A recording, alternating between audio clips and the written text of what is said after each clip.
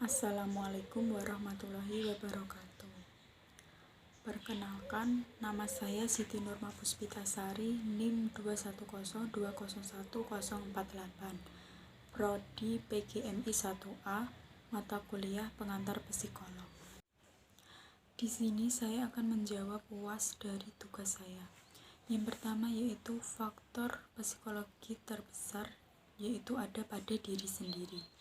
Mengapa? Karena apabila saat kita ada masalah dan kita tidak mampu mengontrol diri kita sendiri, maka kita akan bersifat yang seenaknya dan intinya kita tidak bisa mengontrol diri sendiri.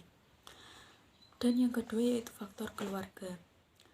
Alasannya, apabila keluarga memahami kita, maka kita akan bisa mengontrol diri kita sendiri. Yang ketiga ada faktor lingkungan. Mengapa? Karena otomatis kalau kita sudah berada di luar rumah, kita berhadapan dengan lingkungan, dan bagaimana keadaan lingkungan tersebut dapat juga mempengaruhi faktor psikologi kita. Nomor 2 yaitu tentang konsep diri. Konsep diri itu adalah persepsi atau pandangan kita terhadap diri kita sendiri. B yaitu penyesuaian diri dan cara penyesuaian diri. Penyesuaian diri yaitu suatu proses di mana diri kita sendiri berusaha sekuat tenaga untuk mengatasi atau menguasai kebutuhan dari diri sendiri, seperti perasaan frustasi, konflik secara mandiri, dengan tujuan untuk mencapai keharmonisan antar lingkungan. Kemudian cara penyesuaian diri. Yang pertama, saat kita berada di lingkungan, kita harus murah senyum dan ramah sesama teman. Mau beradaptasi dengan lingkungan yang baru.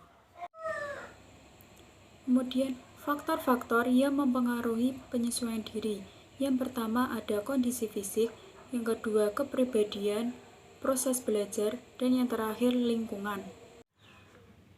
Kemudian ada karakteristik penyesuaian diri. Tidak semua orang dapat menyesuaikan dirinya sendiri. Pasti ada banyak sekali rintangan maupun dari dalam maupun dari luar. Yang pertama yaitu penyesuaian diri secara positif. Dapat dilihat dari sifat yang tidak menunjukkan sikap emosional. Yang kedua, tidak menunjukkan sikap frustasi dan mampu dalam belajar. Kemudian penyesuaian diri secara negatif dapat dilihat dari 3 reaksi. Yang pertama, reaksi bertahan atau mempertahankan diri seolah-olah dia tidak menghadapi kenyataan. Yang kedua, reaksi menyerang, artinya menutupi kegagalan. Dan yang terakhir, reaksi melarikan diri, artinya melarikan diri dari suatu masalah. Selanjutnya ada ID, ego, dan superego. ID adalah komponen yang ada sejak lahir, maksudnya dorongan atau naluri yang tidak terikat budayanya. Misalnya, apabila kita lapar, maka kita harus makan. Kemudian ada ego. Ego adalah dorongan dan pemikiran yang terikat oleh budayanya. Misalnya, apabila kita lapar, tapi kita masih ada kelas, dan kita bisa mengontrolnya untuk tidak keluar mencari makan, maka kita bisa makan saat selesai belajar. Dan yang ketiga yaitu ada superego. Superego adalah dorongan dan tindakan yang terikat oleh budayanya. Misalnya, Budi ingin mencuri kamera milik temannya. Budi dapat melakukan pencurian tersebut tanpa ada yang mengetahuinya. Yang terakhir yaitu ada proses berpikir, intelijensi, memori, dan kognisi. Yang pertama, proses berpikir. Proses berpikir adalah suatu aktivitas di mana kita bisa mengolah informasi dalam ingatan yang bersifat abstrak atau tidak dapat diamati oleh indera.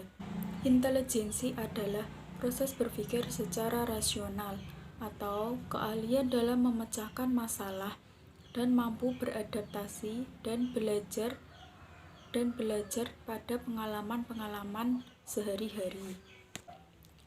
Memori adalah suatu proses yang dimana kita dapat mengolah, menerima, dan menyimpan informasi. Memori dibagi menjadi 3. Yang pertama ada long memory atau memori panjang, yang kedua short memory atau memori pendek, dan sensoris atau yang dapat diingat dalam sekejap. Kognisi adalah proses berpikir, mengingat, mengetahui, menilai, dan memecahkan suatu masalah. Sekian dari saya. Wassalamualaikum warahmatullahi wabarakatuh.